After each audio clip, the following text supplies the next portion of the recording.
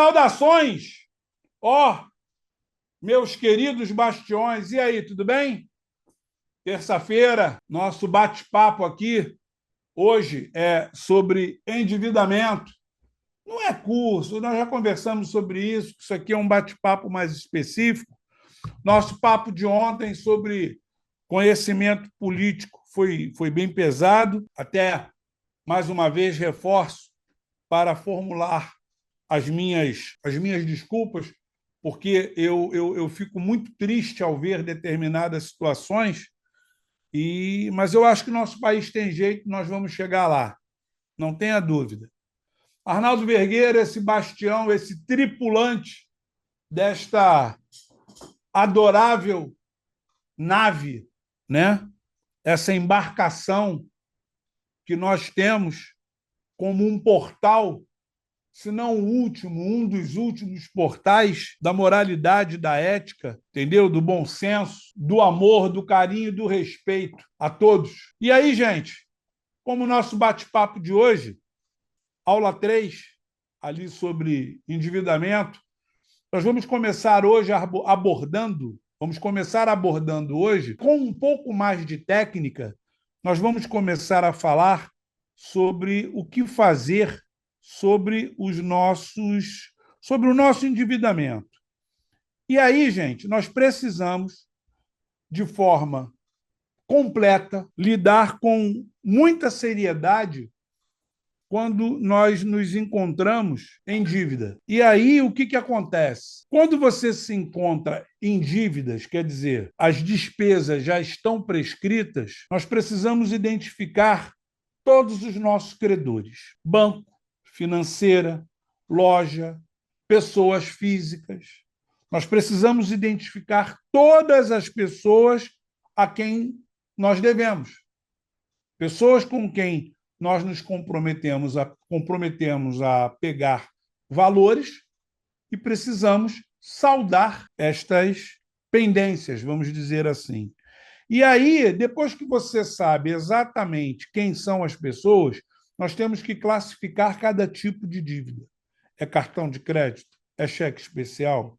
É um empréstimo? É um financiamento? São contas atrasadas? É um dinheiro particular que você pegou com alguém?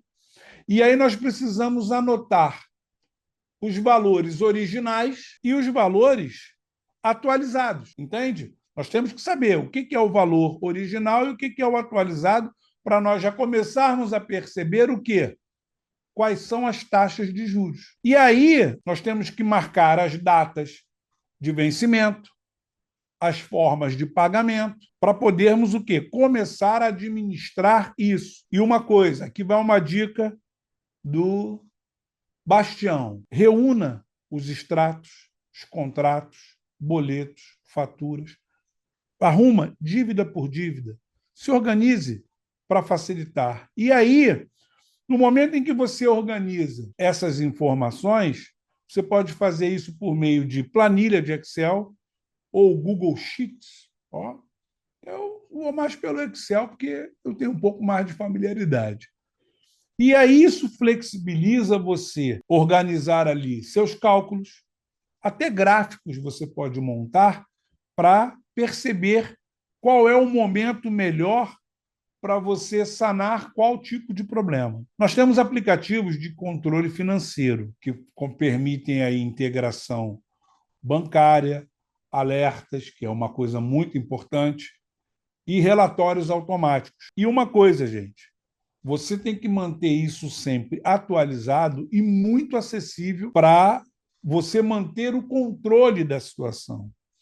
E aí, nós podemos pegar ali como conceito do o que priorizar. Tem um método que você chama de método avalanche. Você ataca primeiro as dívidas com juros mais altos, que normalmente cartão de crédito e cheque especial. Por que tem os juros mais altos? Eu já te expliquei. Por conta de dívidas sem garantia. É uma dívida sem garantia, o risco da inadimplência é maior. E aí o banco vai te cobrar um juros maior. Se for uma dívida que tenha um bem como garantia, a taxa de juros é menor, porque o risco é menor. Porém, a negociação também é mais difícil, porque o bem que você deu como garantia possivelmente terá um valor muito maior do que a dívida que você realmente tem. E aí, gente, nós precisamos proteger bens essenciais: financiamento de automóvel, financiamento de imóvel. Nós precisamos proteger serviços básicos. Essas são nossas prioridades: água, luz, alimentação. Internet hoje é muito importante. Você ficar sem internet hoje, você está praticamente isolado. A respeito das outras dívidas, não é que você propriamente, não vou pagar. Não, mas vai se adequando a acordos, a negociações ou renegociações daquele valor. Não compre uma nova dívida. E aí nós temos que organizar isso para evitar o quê? Nós precisamos evitar, primeiramente, as multas e depois a negativação, porque se chegar na negativação é ladeira abaixo. E aí nós precisamos, como mais um dos itens, identificar o quê? Juros abusivos. Nesse exato momento, você precisa comparar com uma média do quê? De quais são as taxas que são ali regulamentadas pelo Banco Central. Pode existir juros abusivos? Concordo, pode ter sim. Então, cada situação é uma situação. E se você observar o aumento desproporcional em relação à dívida por conta de uns juros que sejam abusivos, você deve procurar um advogado especialista ou o PROCON. O PROCON é um órgão conciliador, né? Ele vai tentar ali promover uma conciliação, mas em muitos dos casos você deve procurar um advogado especialista nessa situação, porque se você procura o especialista, ele vai te dar um ponto de vista muito mais especializado do que a maioria dos profissionais do mercado. Tudo que você tiver de documento em relação a estas negociações, tanto os contratos iniciais como essas renegociações, mantenha tudo isso guardado, sempre.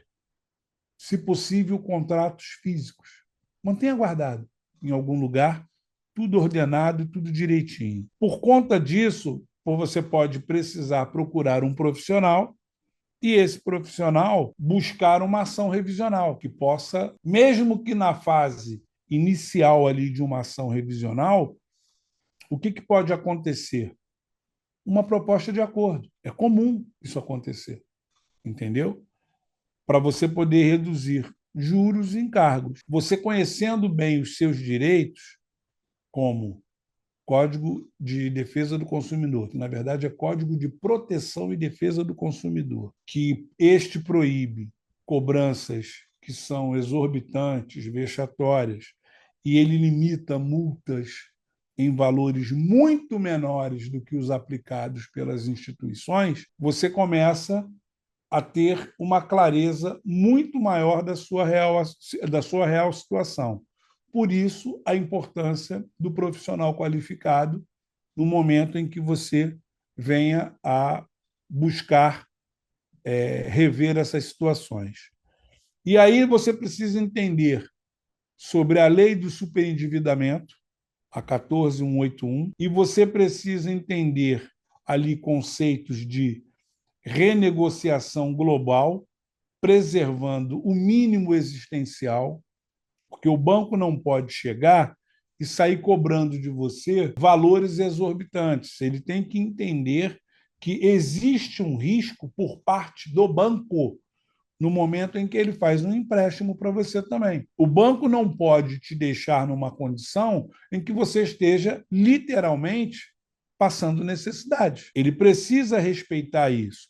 E, além disso, também o respeito à LGPD, que é a Lei Geral de Proteção de Dados, quando se fala na exposição dessas renegociações. Essas renegociações elas não podem ser expostas. E aí, como também a ideia da prescrição da dívida. Em tese, o Código de Proteção e Defesa do Consumidor, que é uma lei específica, prevê ali o prazo de 5 anos.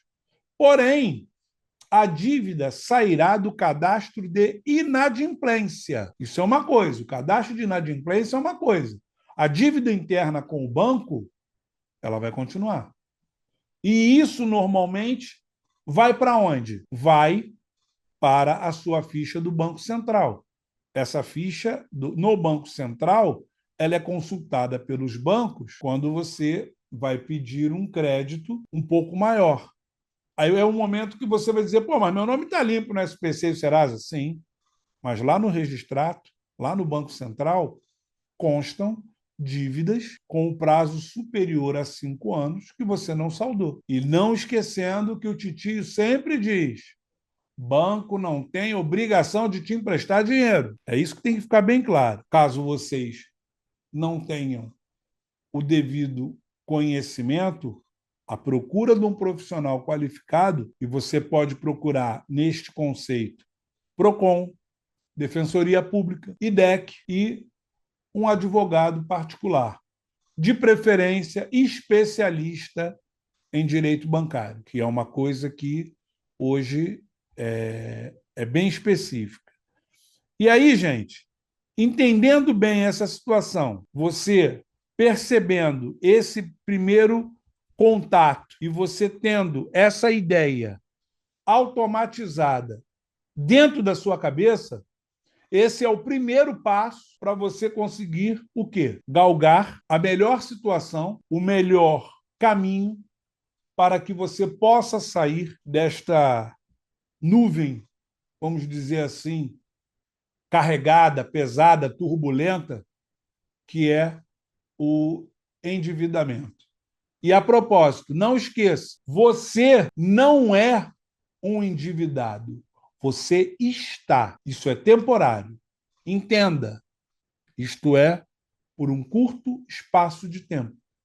Que se você tiver a cabecinha no lugar, você vai conseguir resolver. Ok, gente? Ó, papo 3 sobre endividamento. Ficou aqui. Entendeu o que o Titio falou? Entendeu o que o Titio falou? Tamo junto, gente. Até amanhã. Nosso papo de amanhã é educação financeira, hein? Papo 3 também. Tchau, tchau, gente. Até amanhã.